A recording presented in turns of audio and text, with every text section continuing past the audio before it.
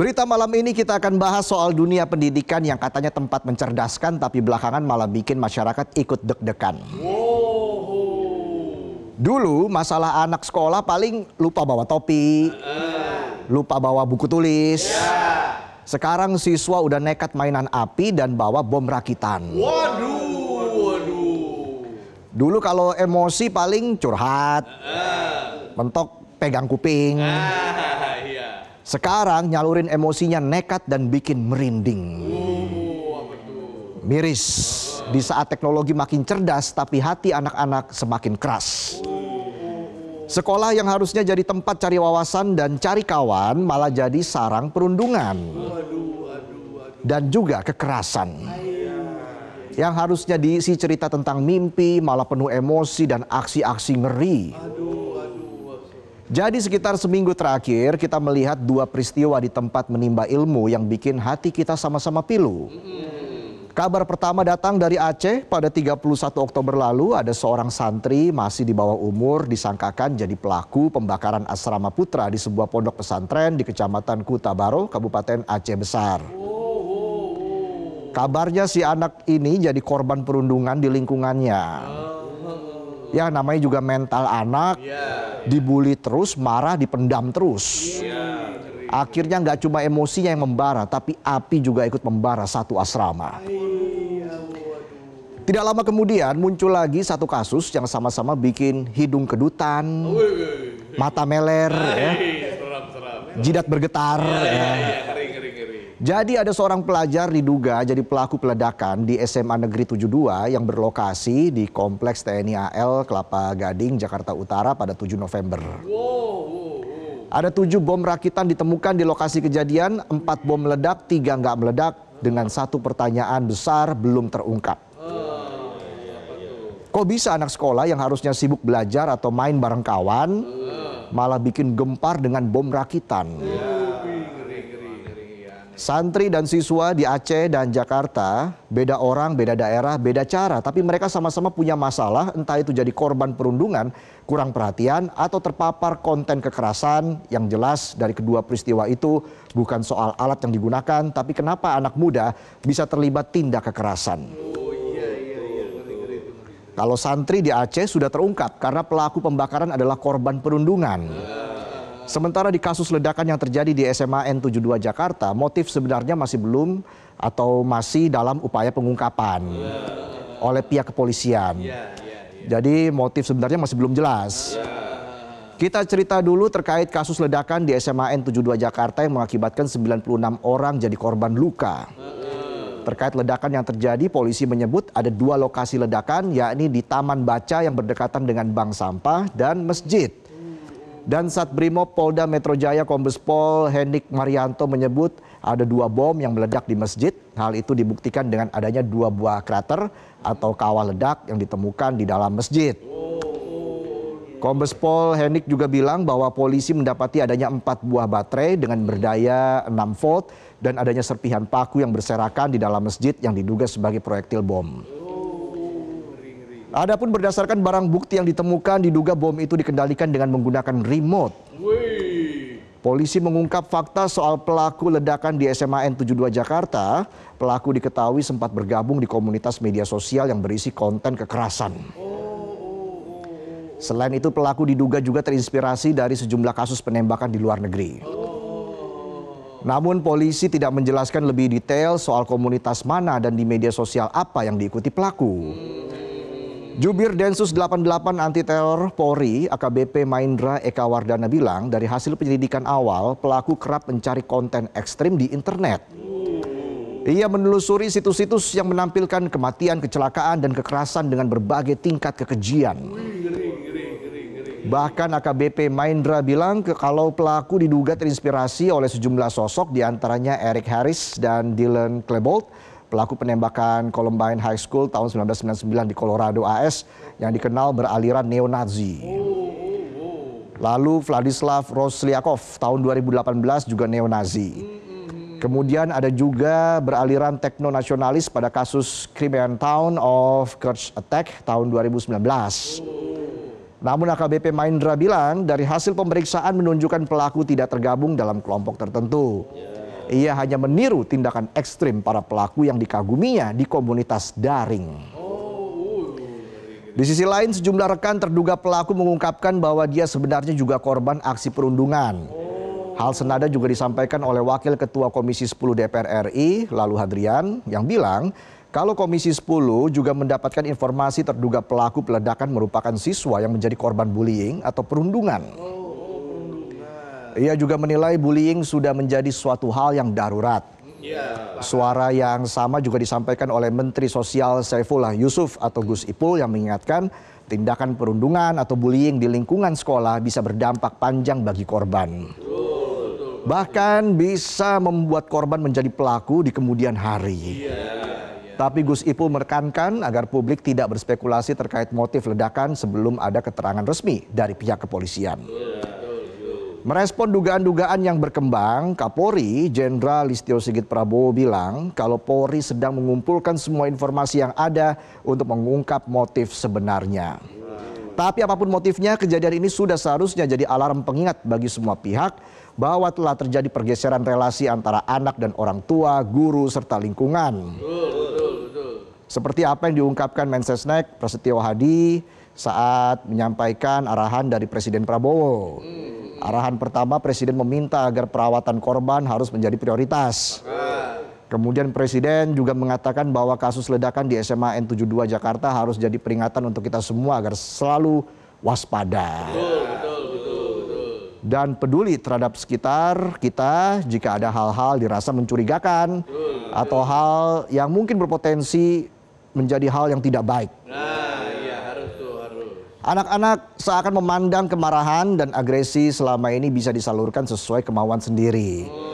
Mereka yang sudah memendam dendam atas aksi perundungan yang dialami dan tidak bisa meraih keadilan melalui jalur orang tua dan guru akhirnya merasa aksi vigilante atau main hakim sendiri menjadi solusi. Pemerintah, orang tua, guru, dan sekolah harus meningkatkan atensi terhadap perubahan perilaku anak. Orang tua semestinya melihat dan mendengarkan keluh kesah anak. Jangan sampai anak merasa dibiarkan sendirian. Orang tua juga perlu meningkatkan pemantauan aktivitas anak di dunia maya. Jangan sampai demi prinsip memberi kebebasan, anak justru menjadi korban perundungan. Penggunaan gadget bukanlah sesuatu yang pantang, tapi harus terukur. Banyak manfaat lain dari gadget daripada cuma habiskan waktu untuk main game online dan scroll-scroll medsos. Sistem pemantauan di sekolah yang masih lemah juga nggak jarang bikin anak rentan jadi korban perundungan. Guru itu harus jadi sosok yang digugu dan ditiru. Alias dipercaya dan diteladani. Dengan begitu siswa bisa dengan tanpa ragu bercerita atau curhat kepada guru. Harapannya guru dapat mendeteksi dan mencegah perilaku siswa mengarah pada kekerasan. Sekolah jangan ragu dan tebang pilih dalam menerapkan aturan tegas demi meminimalisir aksi perundungan. Catat, manusia mungkin mudah memaafkan, tapi susah melupakan. Upaya Kemendikbudrismen mengembangkan guru wali di luar guru bimbingan dan konseling sebagai pendamping siswa diharapkan bisa mencegah serangan mental yang sudah sangat berbahaya. Sudah saatnya pemerintah menerapkan aturan dan ukuran tentang penggunaan gadget. Evaluasi game online yang banyak mendatangkan mudarat ketimbang manfaat. Harus dievaluasi. Ciptakanlah sistem pembelajaran yang menumbuhkan rasa saling menghargai tanpa ada yang merasa rendah atau merasa tinggi. Jangan ada lagi kasta, ada yang berkuasa sementara lainnya terpaksa menyerah. Biarkan sekolah jadi tempat tumbuh bukan tempat tumbang. Tempat berkawan bukan mencari lawan. Ingat, tujuan pendidikan bukan melahirkan generasi penuh amarah tapi mencetak generasi hebat yang ramah. Itulah tadi sajian pembuka kami di Midnight Live. Dan sesaat lagi akan ada Ladies Night ya, bersama Fatma Ayu. Jadi tetaplah di Midnight Live.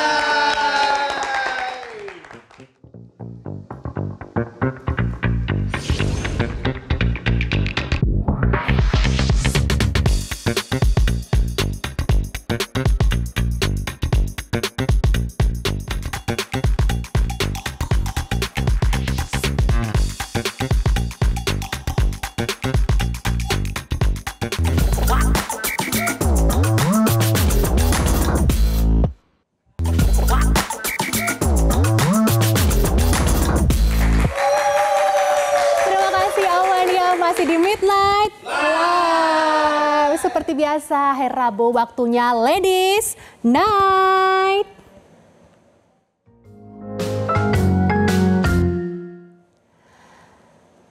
Awalnya tepuk tangan dulu dong, mana suaranya. Semangat ya.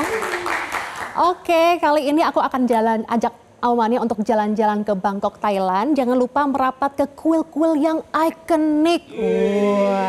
Salah satunya ada di Wat Arun. Gak hanya jadi tempat ibadah dan wisata, di sana juga menjadi tempat pemotretan para turis. Bukan foto-foto biasa, tapi pakai busana tradisional khas Thailand. Kapun ka, swadika. Seperti apa liputannya? Ini dia.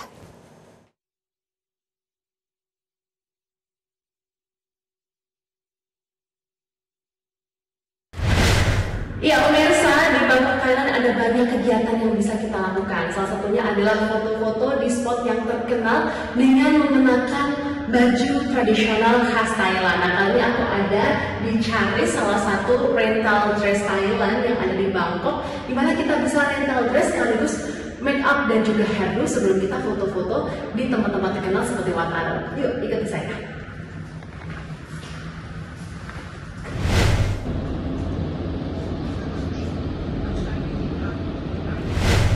Wah, ini dia busana tradisional Thailand yang bisa disewa untuk photoshoot. Busananya pun juga lengkap, mulai dari busana untuk perempuan, laki-laki, hingga anak-anak. Pilihan warnanya pun banyak banget. Jadi bingung kan pilih yang mana? If I choose here, this one.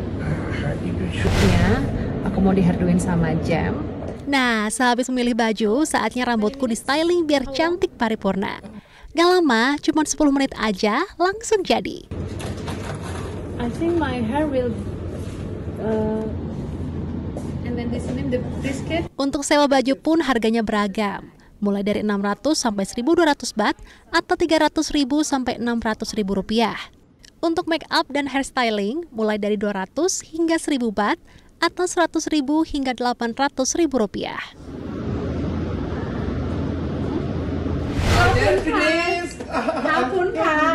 Could you please help me to give the information? What is this? What is this? And I say Thailand. Yeah. Soi khom. Soi khom. Sangwan. Sangwan. เข็มขัด เข็มขัด กำไร กำไร จอนหู จอนหู ปิ่นผม ปิ่นผม Okay. And this overall look Uh-huh. from top to Oh. look at this. Very elegant. Very beautiful. elegant. Thank you so much, Kapunka. Today you are Thai princess. Thai princess. Okay. Thank you so much. You. Thank you, Kapunka. Kapunka. Oke, pemirsa, aku nggak sabar nantinya aku akan foto bareng di sana. Bye bye. 5 minutes, right? 5 or 4. Dari tempat penyewaan busana, butuh waktu sekitar 5 menit untuk mencapai ke Wat Arun menggunakan kapal feri.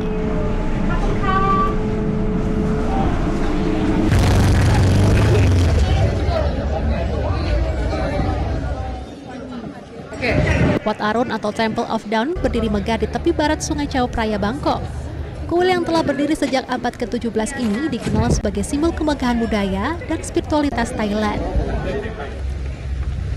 Selain menjadi tempat ibadah, Wat Arun juga menjadi spot fotografi populer bagi wisatawan lokal maupun mancanegara. Buktinya banyak banget yang photoshoot di sini, mulai dari individu, pasangan, keluarga, hingga teman. Banyak juga yang pakai busana khas Thailand kayak aku, jadi nggak salah kostum kan? Swadika! He's my photographer. His name is Sam. Sam, how long you been as a photographer? I've been photographer since I was 16, but I just shoot here last year. Last year, but he's so professional. So what we are going today, photo shoot in Wat Arun. Yes. Wat Arun is the best place for doing photo shoot, right? Yes. Why is the best place? It's one of the important and popular temple in Bangkok. Yes. Wow, and so many photographers and tourists Yep. who doing photograph in here, right? Yeah, Okay. There's 600 photographers with number like that. Wow, 600. Look, so many photographers and tourists Yes. who suddenly become a model in here. And how long we take a shoot? We've been shooting for an hour now. 1 hour. 1 hour for how much? 200 baht.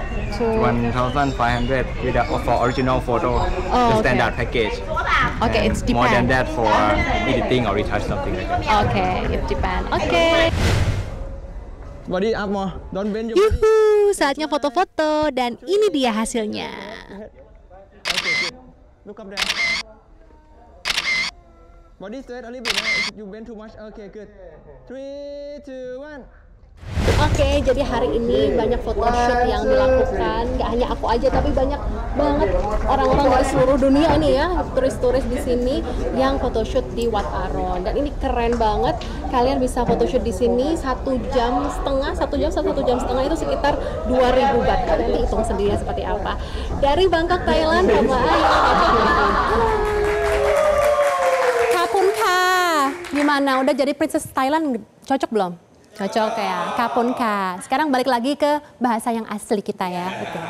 Malam ini tentunya aku nggak sendiri karena malam hari ini Ladies Night ada yang spesial. Ada Nurul Zenita lagi nih yang akan ajak Aumania buat nongkrong-nongkrong manja. Kali ini kita akan melipir dulu dari Thailand, Jakarta. Nah, kita tepatnya mau ke daerah Gading Serpong di Tangerang, Banten. Seru banget nih Nurul. Halo Nurul, kita sapa dulu.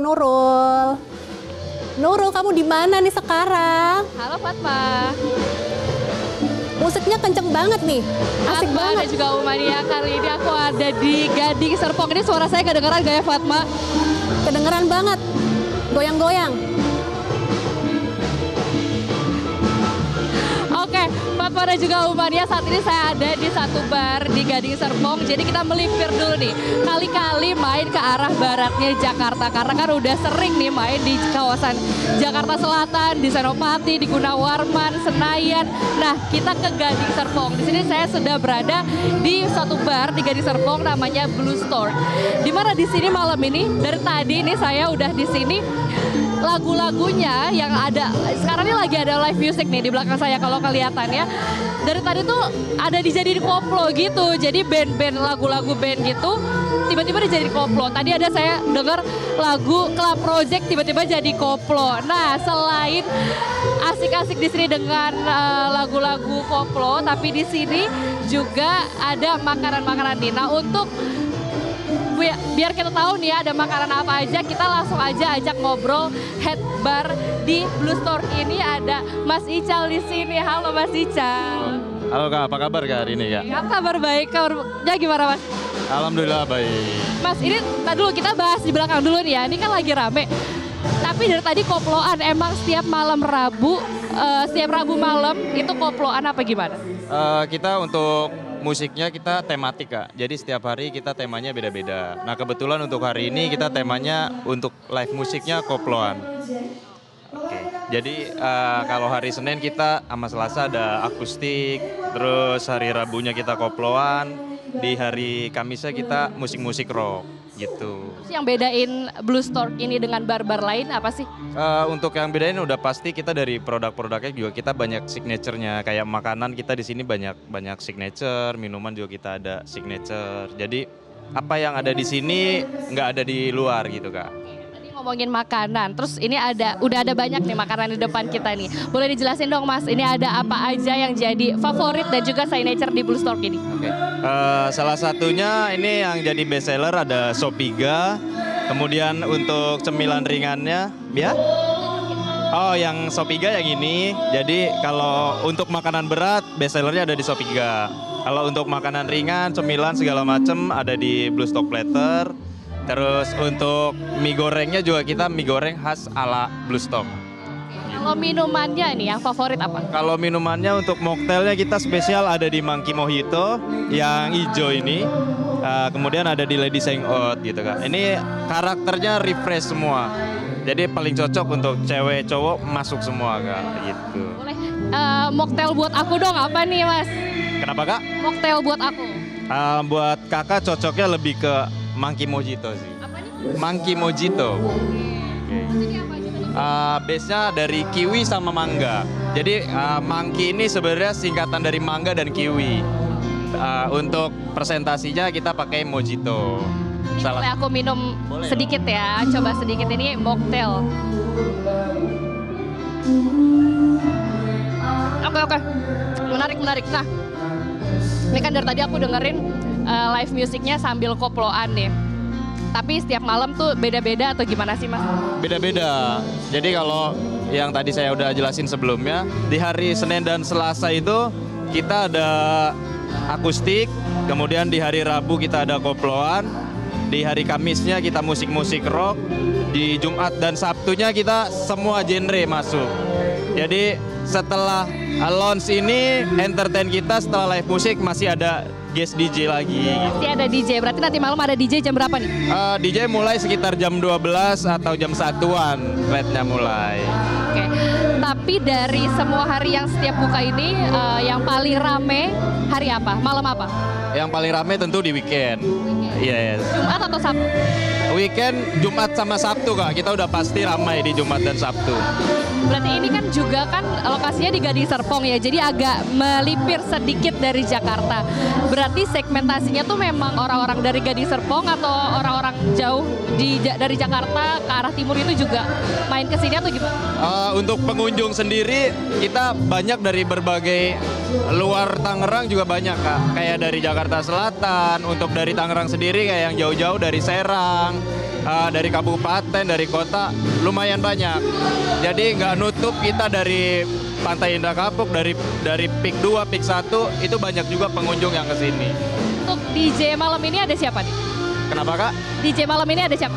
DJ malam ini kita ada resident DJ sama ada salah satu guest DJ. Nanti biasanya kita itu ada kejutan. Jadi kita biasanya untuk guest DJ mulainya akan dikasih tahunya menjelang perform. Terakhir nih ya, event spesial terdekat ada apa?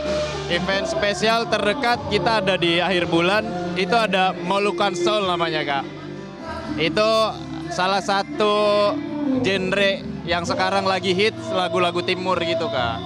Itu paling terbesar event kita bulan ini.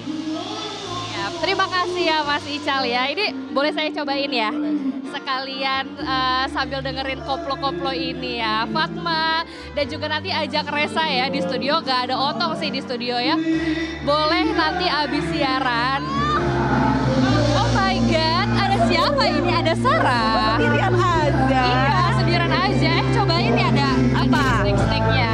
Ada apa ini? Ada kentang, ada apa ini? Toppingnya.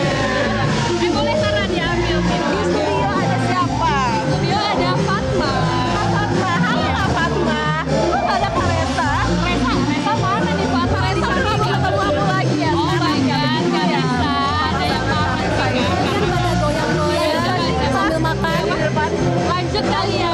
Oke, nanti aku sama Resa ke sana ya. Tunggu ya. Ya Sarah, kita ajak Resa dan Oke, pemirsa jangan kemana-mana karena kita masih seru-seruan di studio dan juga Nurul katanya juga lagi seru-seruan nih goyang-goyang di sana. Setelah lagi kita akan kedatangan bintang tamu yang spesial, Cheryl Sheinavia. Nanti akan perform pada malam hari ini. Tetaplah di Midnight Live.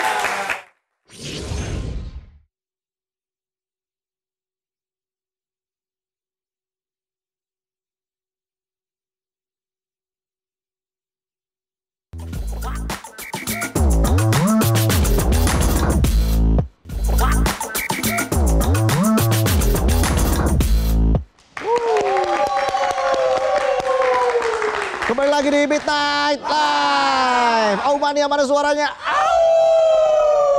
Nah, di segmen ini kita akan kehadiran seorang bintang tamu. Dulu pernah jadi host acara musik. Saya sering nonton tuh. Sekarang penyanyi. Dan doyan lari juga. 2 kali ikut maraton. Kalau penonton kan lari dari kenyataan. Udah tahu dong ya. Loh ini tadi udah disebutin padahal namanya. Langsung saja kita sambut Cheryl Sheinavia. Cheryl, selamat datang. Salam thank kenal. you. Kita lagi Halo, tepuk selamat tangan lagi malam dong. semuanya. Apa kabar, Sheryl? Baik, terima kasih. Wah, kalau aku tahu ada 7.000 penonton di sini. Yang ada di rumah dan yang ada di sini. Jadi nostalgia waktu Sheryl dulu bawain acara musik ya. Waduh, aku tuh suka panik tau kalau ada yang bilang mereka nostalgia. Kenapa tuh? Karena pas aku tanya kayak, kamu waktu itu lagi ngapain gitu? Oh, aku SMP gitu. Terus aku yang kayak, sebenarnya pada saat itu aku masih SMA sih. Cuman kok kayak ada age gap-nya jauh. Kita kan ini di sini Gen Z semua nih. Kelihatan. Generasi Dari joget-jogetnya. dari joget-jogetnya kelihatan kan? Berbeda. Generasi Zadul. Tapi emang kamu suka musik ya? Sejak kecil usia 10 tahun sudah kenal dengan dunia musik. Betul. Siapa yang memperkenalkan dunia musik kepada kamu? Mami aku. Mami lagi nonton. Hai, Mam. Wah, kebetulan hari ini Hari Ayah Nasional. Gak apa-apa. Aku juga didukung sama ayah. Dukung orang tua ya, full support. Tapi masa full support sih katanya pernah di ini juga, apa namanya, kayak ditolak gitu. Kamu ingin terjun ke dunia musik, tapi pendidikan lebih penting. Bener gak sih seperti itu? Kayaknya semua orang tua juga pada umumnya masih kayak gitu ya gitu. Cuman aku ngerasa orang tua aku akhirnya mengerti bahwa nggak bisa memaksakan aku untuk melakukan sesuatu yang nggak sesuai sama keinginan aku. Oke. Bukan karena mereka itu benar-benar yang kayak wah iya ya anak tuh udah harus diarahin ke passionnya mereka aja, bukan. Karena mereka capek kayak bilang kayak stop main gitar, stop bikin lagu, kerjain PR gitu. Iya. Tapi alat musik gitar yang bikin kamu akhirnya jatuh cinta dengan dunia musik. Betul. Kenapa alat musik gitar yang kamu pelajari dulu? Pertama kali? Aku ngerasa gitar itu lebih enteng dari piano ya kalau misalkan dibawa ke sekolah. Iya juga ya, benar. Kayak piano agak pegel ya. Masa dibawanya di sini? Bingung kita. Gitu. Bisa aja Sheryl ya. Tapi emang aku ngerasa main gitar itu tuh lebih keren aja gitu. Dulu tuh ya pas masih SD gitu kan, bawa gitar ke sekolah tuh ya kayak ih keren bisa main gitar, suka dibilang keren. Oh gitu.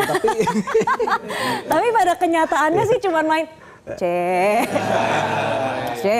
gitu. Tapi alhamdulillah karena ada ya social media, ada streaming platform gitu-gitu kan kita jadi bisa tahu juga ya, bisa belajar, bisa dengar banyak referensi yang kita suka, yang kita mau, yang sesuai interest kita gitu. Dan dari situ aku kayak banyak nyontek, oh musisi siapa yang aku suka permainan gitarnya. Contoh aku suka sekali sama John Mayer.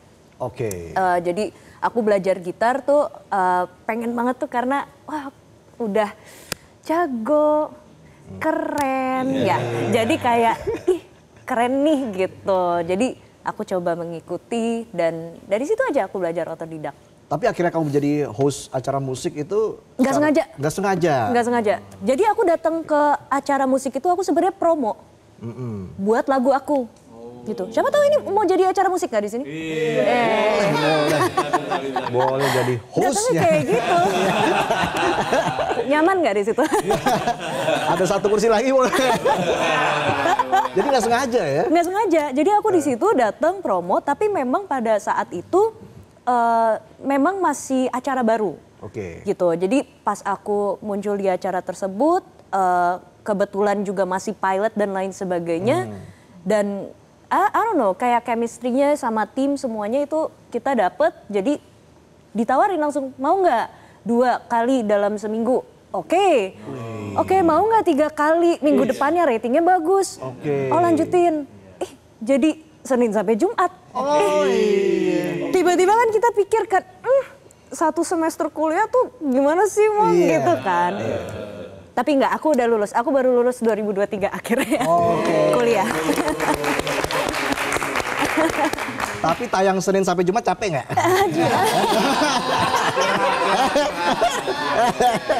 Ini juga awalnya 2 kali seminggu nih. You tell me Mas, you tell me. Penonton ngos-ngosan. Hai terus soalnya. Itu kayaknya mereka pencet tombol sih. Iya. Jadi Sheryl belajar gitarnya tuh secara otodidak tadi ya. Otodidak ya. Otodidak mungkin baca majalah MBS. Tahu nggak MBS? Majalah MBS dulu. Itu apa sih? Ada kunci-kunci gitar Oh gitu. iya. Iya kan? Itu salah satu kayak manifestasi aku yang kayak oke, wow. Aku ngerasa dulu keren banget. Aku bisa mainin lagu Ada Apa Denganmu. Ada apa denganmu? Oke. Dan aku ingat banget di MBS aku itu ada foto Peter Pan, Slang, sama Niji. Wih, legend semua. Dan akhirnya berduet dengan Ariel Noah. Wow. Om Boril. Om Boril. Pasti perasaannya gimana tuh waktu itu yang awalnya ngulik-ngulik lagunya tiba-tiba duet langsung? Aku bersyukur sekali. Aku nggak mungkin dapat kesempatan itu kalau bukan karena aku pada saat itu di dalam satu major label. Dan ya kayaknya di luar ekspektasi orang tua aku. Iya. Tapi ya alhamdulillah mereka akhirnya kayak melihat juga sebelum aku kolaborasi itu kan aku juga sempat bikin album. Jadi udah punya album pertama, abis itu dari album itu berkembang kayak aku dipercaya untuk dikenalin ke beberapa musisi yang lain yang ada di dalam naungan musika labelnya gitu. Sampai di titik ini apa yang bikin kamu merasa paling puas gitu dengan pencapaian kamu hingga di titik saat ini? Aku tuh ngerasa pas aku di major label pada saat itu aku tuh kayak SD, SMP, SMA. Soalnya aku tuh 12 tahun di sana. Gitu. 12 tahun. Dari aku SMP gitu, dipercaya sekali gitu untuk berkecimpung di dunia entertainment ini gitu. Sampai akhirnya aku sekarang punya label aku sendiri. Wih, keren. Punya label sendiri artinya apa? Lebih idealis atau? Kayaknya lebih belajar untuk mengatur keuangan aku. Penting itu ya. Apalagi zaman efisiensi ya. Penting itu. Jadi lebih lebih telaten ya. Dan sepertinya kayak aku bisa lebih fokus untuk kayak bertanya sama diri aku, kamu tuh pengennya ngapain sih gitu. Sekarang targetnya tuh mau apa sih? Dalam 1 tahun tuh rencananya apa? Dan aku jadi sadar gitu betapa sulitnya untuk menjadi entertainer. Karena kita dalam 1 tahun aja tuh mungkin gak cukup gitu loh hari-harinya rasanya. Tapi kalau digeber dalam 1 hari untuk ngelakuin sesuatu yang berbeda-beda juga susah gitu. Tapi kan taste-nya sekarang kan sangat berbeda. Dunia ya digital, ya social media makin banyak. Makin banyak. Acara TV juga sekarang ya very tricky gitu kan kata orang gitu. Cuman bagi aku sih ya tinggal memplanning yang baik itu akan seperti apa. Dan kita jadi lebih bisa konsen sama artistrinya kali ya. Kalau di dalam major label kan pasti akan ada banyak sekali musisi-musisi lain yang juga butuh atensinya. Jadi sekarang aku lagi berusaha untuk kayak memberi atensi ke keinginan aku yang terkadang ya kita juga hari-hari mau pilih ketoprak gado-gado juga pasti bingung kan. Jadi kayak aku ngerasa kayak mau nyanyi, mau lari dulu, mau nyanyi, tetap harus diusahakan yang lagi aku nikmatin agar bisa dibawa dengan enjoy aja. Itu harus seimbang ya. Hidupnya lebih seimbang. Bicara soal pace larinya berapa nih? Wah. Pace lari. Waduh, takut aku pace larinya yang penting finish happy. Yang penting finish happy itu dia. Tapi, gitu. Tapi aku cukup bangga sama pencapaian aku karena dari maraton pertama aku, alhamdulillah aku dapat di Sydney tahun lalu. Aku dapat 4 jam 50. Terus kemarin banget di bulan bulan lalu bulan apa ya? Oktober. Ini tengah malam. Di bulan Oktober tanggal 17 aku maraton di Chicago. Dan aku dapat 4 jam 26 menit. Jadi kayak motong 24. Peningkatan 1 detik 2 detik aja tuh prosesnya luar biasa loh. Banget. Lebih ke kayak latihannya sih. Itu melelahkan sekali. Cuman itu yang akhirnya aku baru sadar di maraton kedua. Bahwa sangat dibutuhkan untuk kita punya tekad yang sangat kuat gitu untuk latihan dan bangun pagi dan ya makan yang benar, tidur yang benar. Bener ya, jaga makan ya. Betul. Jaga mulut juga ya. Jaga perasaan. Itu dia. Karena memang kalau olahraga lari itu kan ya gimana ya, namanya juga maraton, persiapannya tuh lebih panjang. Maratonnya itu disebut pestanya aja, apa namanya, pesta kita dalam merayakan proses yang sudah dijalani begitu kan. Iya. Tapi proses itu wah jatuh bangun ya. Itunya, aku tuh 2 minggu sebelum maraton aku jatuh. Bener-bener kayak keguling-guling di aspal. Sampai ya udah. Iya lumayan, pinggul aku kayak udah sakit, udah apa. Aku cerita sama mami aku, dia cuma kayak kan gitu. Tiga huruf yang paling powerful itu ya. Kalau 3 kata kan I love you. Kalau misalkan 3 huruf ya itu kan gitu. Aduh. Bilangin. Terus aku udah gak bales. cuman aku sangat bersyukur karena di tengah aku lagi lari itu tuh mami tuh kirim terus voice note, chat ke aku. Jadi aku bisa denger suaranya dia terus selama aku maraton. Wah. Dan itu kayak wah, motivasi banget ya. Iya. Wah keren. Yang bikin akhirnya mungkin Sheryl nggak terlalu lepas kendali ya. Sesuai dengan lagunya, single barunya ini loh. Ini host yang bener. Saya nyambung-nyambungin aja ini ya. Dan nyambung tahu sama maraton. Karena di hari aku maraton, di hari aku maraton kayak 4 hari kemudian ya, bener gak Flash? Flash, tim aku boleh tepuk tangan. Flash lagi rekam, saya rekam balik nih. Jadi gimana 4 hari setelah? 4 hari setelah aku maraton, aku rilis single aku. Wih, rasa bangganya berlipat-lipat itu pasti. Rasa puyengnya juga. Rasa puyeng. Aduh. Jadi sebelum persiapan rilis single terbaru, persiapan maraton juga. Waduh, menguras jasmani dan rohani. Tapi puas nggak dengan akhirnya mengeluarkan single terbaru? I'm so happy karena dari 2024 aku belum keluarin lagu. Terakhir aku kolaborasi sama Revo dan Fauna, tahu kan Revo dan Fauna. Terus dia bilang gitu kayak, Neng, panggil aku Nengski. Nengski, ini gue kayak udah waktunya untuk merilis album gue sendiri. No, my friend, mau kemana gitu? Ya udah gitu. Lu kan bakal lari terus. Oh iya bener, aku kayak emang lagi konsen sama maraton aku. Ya udah, gue nyusul ya gitu. Terus akhirnya ya udah, aku rilis single aku dan ini singlenya tuh udah dari 2022. Aku bikin sama Petra Sihombing. Oh, sama Petra, musisi yang luar biasa juga pastinya, Petra Sihombing ya. Tapi Lepas Kendali ini bercerita soal apa sih? Lepas Kendali itu sebenarnya lebih ke kesadaran aku ketika aku itu ketemu sama orang baru.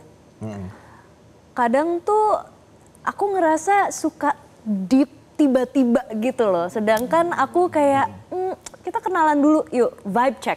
Kita ngobrolnya tuh nyambung atau enggak. Kita emang punya interest yang cocok atau tidak gitu loh. Kayak jangan tanya kayak hidup lo apa kabar? Kayak santai gitu. Jadi Lepas Kendali itu sebenarnya buat kita ketemu kayak yuk kita janjian aja, ketemu have fun, mau kemana? Yuk kita mau makan cuanki kek, kita mau ke tengah kota kemana? Pokoknya let's just have fun and let loose gitu, kayak kita lepas kendali aja gitu, santai. Oke, jadi prosesnya sama kayak maraton ya. Pelan-pelan dulu, butuh progres. Betul, nggak bisa kan langsung pace 4 gitu tiba-tiba. Iya, yang penting kan ujung-ujungnya finish juga. Gitu ya. Ternyata ada hubungannya ya. Benar, tepat. I get you. Tapi yang I get you tuh. Saya belajar bahasa Inggris baru tuh. Gitu. Mana gitarnya, Pak? Gitarnya? Mana gitarnya? Mana gitar saya? Disclaimer tadi tuh aku baru ngomong kayak aku baru live session untuk ngajakin teman-teman yang di rumah untuk nonton hari ini. Terus aku bilang kayak kalau misalkan nanti aku main gitarnya tuh kayak nggak sesuai chordnya ya karena mungkin gitarnya nggak dicolok. Soalnya aku nggak bawa band, jadi aku pakai -1. Gitarnya lupa dibawa. Disclaimer, sorry. Jadi bakal lihat aku kayak kapan lagi lihat Cheryl begini. Biasanya kan keren kan? Sekarang emang nggak keren kayak gitu? Keren dong. Hostnya kembali, host aku. Kembali. Keren ini emang. Siap-siap jadi co-host ini. Atau host utamanya justru ini. Berubah jadi acara musik. Waduh. Ya. Tapi ini nuansanya pop 80-an ya. Kenapa memilih nuansa musik 80-an? Sebenarnya sih nggak dengan intensi bahwa ini loh kayak lagu 80-an atau gimana. Cuman aku emang percayakan secara aransemen itu ke Petra. Apa sih yang menurut Petra itu cocok di soundnya aku sekarang. Karena aku kan memang berusaha untuk mencari sound aku. Kayaknya kita sebagai musisi itu akan selalu punya proses itulah gitu. Sebagai musisi. Iya, kan orang musisi. Betul gitu. Cuman maksudnya banyak yang memang sudah dari awal tahu apa yang mereka mau. Kalau misalkan aku denger musik tuh bervariasi sekali. Jadi bisa suka rock, bisa suka pop, bisa suka I don't know, ballads gitu. Jadi dari situ aku ngerasa kayaknya memang harus coba untuk dikerucutin lagi. Dan setelah aku ketemu lagi sama Petra dan ngobrol-ngobrol, oh dia bantu aku untuk mengarahkan jadinya seperti ini. Dan dia kan banyak mendengarkan unsur 80, 70-an, 60-an. Dia kayak udah punya kamus musiknya dia tuh udah luas sekali. Saya ambil yang ini ya gitu. Yang cocok buat kamu nih. Betul. Oke, nah harapan buat diri kamu sendiri ke depan seperti apa? Harapannya sih semoga lagunya bisa dinikmati sama banyak teman-teman di luar sana. Amin.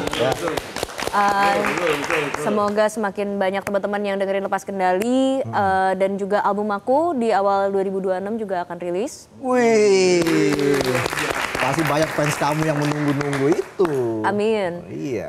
Terus ya semoga terus bisa nikmatin apa yang sedang aku lakuin dan teman-teman juga semuanya bisa happy dengan apa yang dilakuin. Itu dia. Sehat terus. Thank you. Cheryl ya. Thank you. Tetap berlari. Siap. Ya. Mas lari juga? Saya lari dari kenyataan. Template ya. Saya mau belajar lari pokoknya. Ya. Ayo Mas. Oke, dan tentunya kita tutup segmen ini dengan penampilan dari Cheryl Senavia ya. Dengan lagu Lepas Kendali. Thank you. Kita berikan tepuk tangan untuk Cheryl.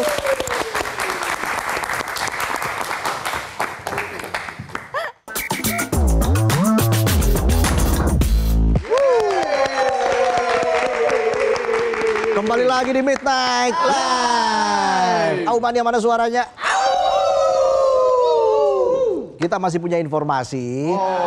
Ada puluhan emak-emak membongkar paksa dan merobohkan sebuah rumah yang diduga dijadikan tempat sarang narkoba. Mama hebat. Informasinya kami rangkum dalam Cerita Indonesia hari ini. Puluhan emak-emak warga desa Bantu Bulan asli Kecamatan Babu Salam, Aceh Tenggara membongkar paksa dan merobohkan sebuah rumah yang diduga dijadikan tempat sarang narkoba dan sebagai tempat pelaku pencurian. Para emak-emak ini kehilangan kesabaran hingga merobohkan sebuah rumah yang terbuat dari kayu saat pemilik tidak berada di tempat. Sejumlah petugas Satpol PP dan personel kepolisian tidak mampu mencegah aksi emak-emak ini. Namun, mereka membantu warga untuk merobohkan rumah yang diduga dijadikan sebagai tempat penggunaan narkoba jenis sabu, ganja, dan bahkan sebagai markas para pencuri. Puas melakukan aksinya, puluhan emak-emak ini akhirnya membubarkan diri setelah mendengar arahan dari pihak petugas kepolisian dan kepala desa setempat. Aksi demonstrasi yang digelar oleh Garda Revolusi Mahasiswa Bogor di depan gedung DPRD Kota Bogor berlangsung ricuh. Massa menuntut evaluasi terhadap kinerja para anggota dewan, usai muncul dugaan penyelewengan otoritas dari salah satu anggota DPRD Kota Bogor, Sugeng Teguh Santoso yang juga ketua IPW. Sikap tersebut menuai kritik karena dianggap tidak mendukung penegakan hukum dan semangat pemberantasan korupsi yang tengah dilakukan aparat. Koordinator aksi demo, Raden, dalam orasinya mendesak Ketua DPRD Kota Bogor agar segera melakukan evaluasi menyeluruh terhadap seluruh anggota Dewan. Sebelumnya, Sugeng diduga memberikan tanggapan yang mempertanyakan penetapan tersangka dalam kasus tata kelola minyak mentah.